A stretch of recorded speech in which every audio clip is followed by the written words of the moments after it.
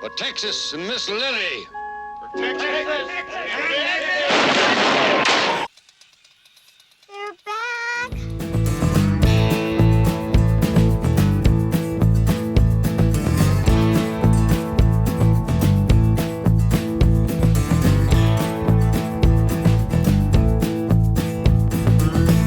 Coming to you semi-live from the Beer to Whiskey Studios on the taproom floor of the Greenville Beer Exchange, or GBX as we often call it, on South Lawrence Street in glorious downtown Greenville, South Carolina. I'm Russ Heaps, and welcome to this episode of Old Guys and Old Movies, where I join with my good buddy here, Big Jon Richards, who coincidentally also happens to be the certified cicerone around these parts.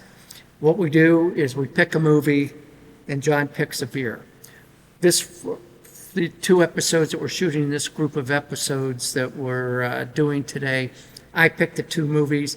The movie is The Life and Times of Judge Roy Bean, starring Paul Newman. Big Jon, what did you decide to pair with? So we have a movie that's a Western, and I decided to pair it with a West Coast IPA. And sometimes it's just that simple, Russ. Look at you go. We have a Burial IPA, and I thought it'd be fun. I haven't tasted this one yet. Thought it'd be fun to pull it out and see what Burial's doing with their Westies these days, because they're pretty good at the New England IPAs. The name of this beer is The Entire Vision Quest Was Born from Echoes. Born from the Echoes. It's a quarter of a beat poem. It's every name of every beer they've got is a quarter of a beat poem. So that's what we're tasting, and I'm excited to taste it whenever we get to it. Let's go ahead and get some of that out of the way, and then we'll. Do you want to start looking up the movie too? I've already done that. Okay. I've already done excellent. that. Look at us go. Bang. Text Miss Lily,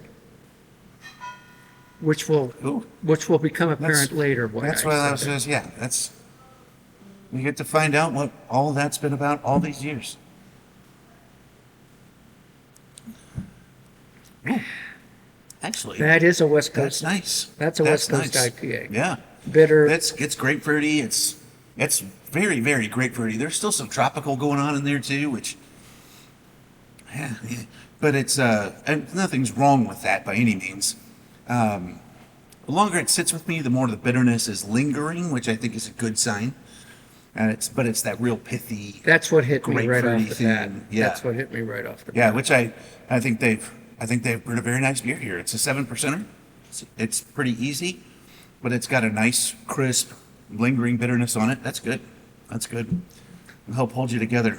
So it's fulfilled its mission of being a West Coast Yes. IPA. Yes. I give it a stamp of approval. All right. So when we say old guys and old movies, sometimes the movies are older than some of us. This is what I wanted to do was The Life and Times of Judge Roy Bean, which stars Paul Newman. It is a 1972 movie put out by United Artists. It, for whatever reason, it was one of the first movies when HBO came out and people subscribed to that. That was a big deal, where you could actually sit down and watch movies. And this is I got HBO, and this is one of the first movies that I watched on it. And for whatever reason, it really resonated with me, partly because it takes place in Southwest Texas. I lived in West Texas for about a year and a half, loved it, and I just love that whole mystique. So the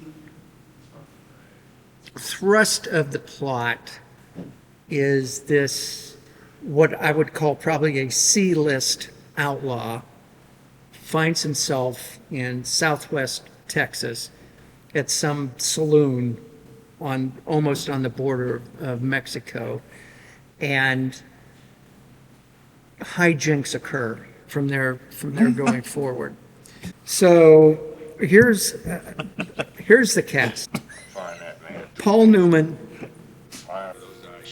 John Huston, who also directed the movie, Ava Gardner, who plays Miss Lily Langtry, Anthony Perkins, Norman Bates of Psycho fame, Jacqueline Bisset, Ned Beatty, Stacy Keach, Tab Hunter, that's how old this movie is, got billing on it, Roddy McDowell, and I think that's pretty much No, it's not. No, there's one more. Yep. I'm getting ready, but I want to see if there was anybody else. And one of the big ones was, this was the very first movie that, maybe even the very first screen time that Victoria Principal had, and she is in this.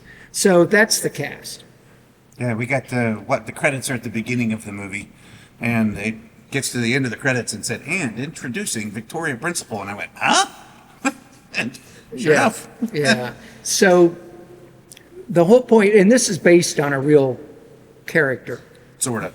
Sort of. Well, there's a real Judge Roy Bean. There is a Judge Roy Bean, and obviously, and I've got the movie poster on the wall of my great room, but what it says is, if this story isn't true, it should be.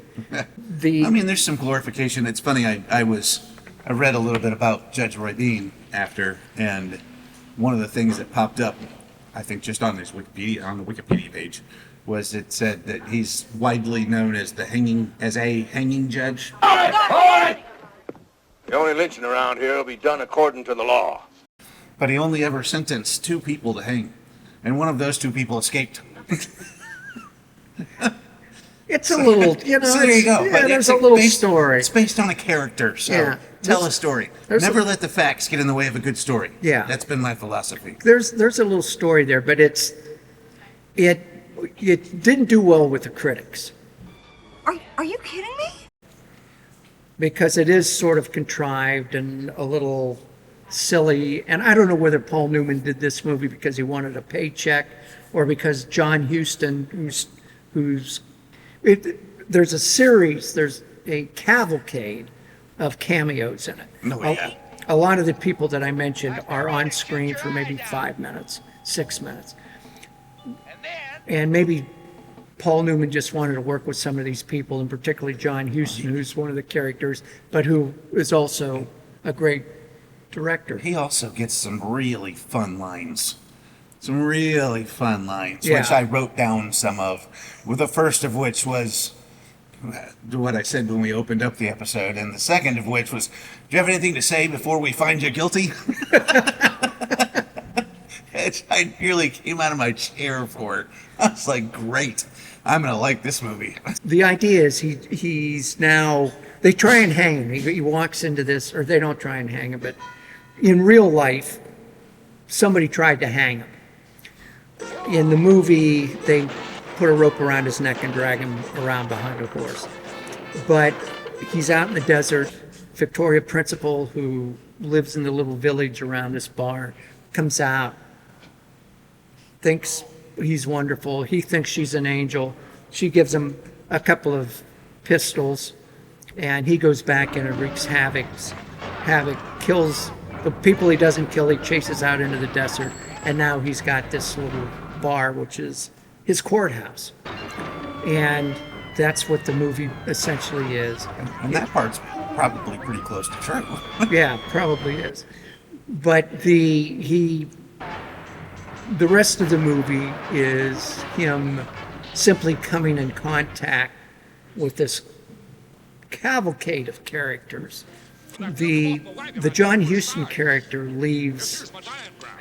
for some reason has a bear in a cage in a wagon, flips the back of the cage open, the bear gets out, and now the bear belongs to Judge Roy Bean, and roams around. Yeah, he's part of the rest of the story. He's part of the rest of the story.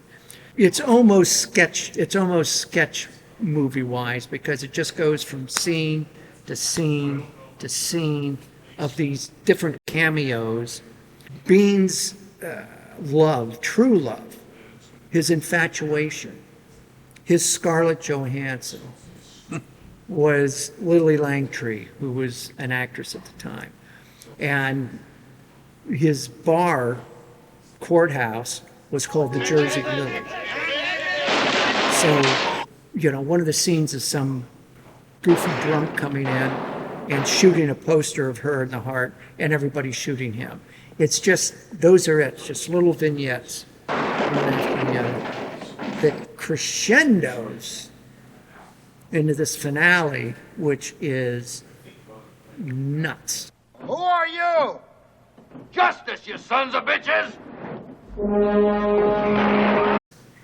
You may insert your quote. Oh no, my quote doesn't come there. It You doesn't? keep going. Mine's at the very, very end. Oh, at the very end. Yeah. Well, I don't know what else to say. Oh well, the crescendo is that they actually do go. Shit, Lily Langtry comes through town, Oh, that's right. Yeah. and then they actually the caper is to get them to see Lily for him to meet Lily Langtry, and it goes on. That's not the end of the movie. That's the point of the movie, if you will, probably. The end of the movie, the thing that I just think is just beautiful, is gets all the way, and they're talking about, breaking up the gang. He's not going to be the judge in the courthouse anymore, and they're all going to go on their separate ways.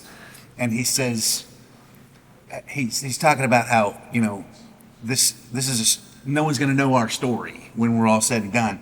He says the railroads will pass this place, and people will look out and never know what it took to make this place. He says they'll never know about the bear. And he doesn't say it the way I said it, so very wistful, I'm getting chills thinking about it, because it's right. He's sitting there thinking, the railroad's coming through, times are changing. Cowboy West is a definitive time period for the United States, and it's a minute.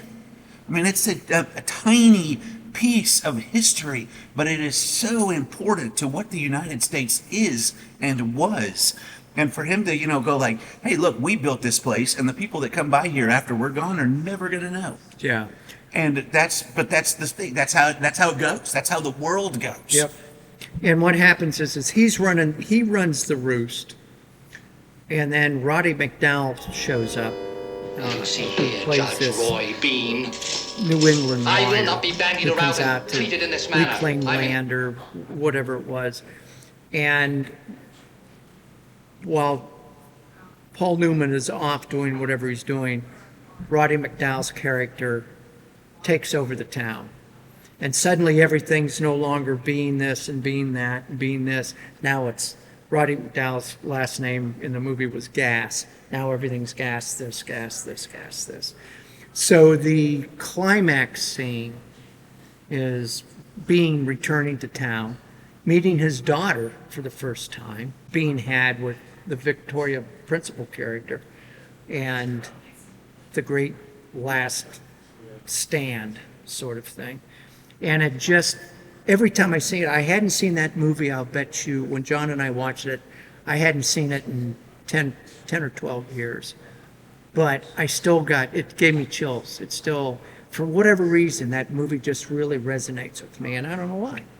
It's wacky, but It is. So we're just looking at the IMDb page before we sat down, and there was a really good view, paragraph, because you can write your own little review of the movie on IMDb.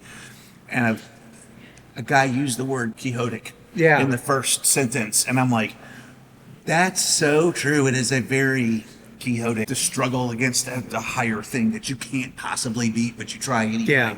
Yeah. And that great last stand thing at the end really, I mean, that really plays it out. Absolutely.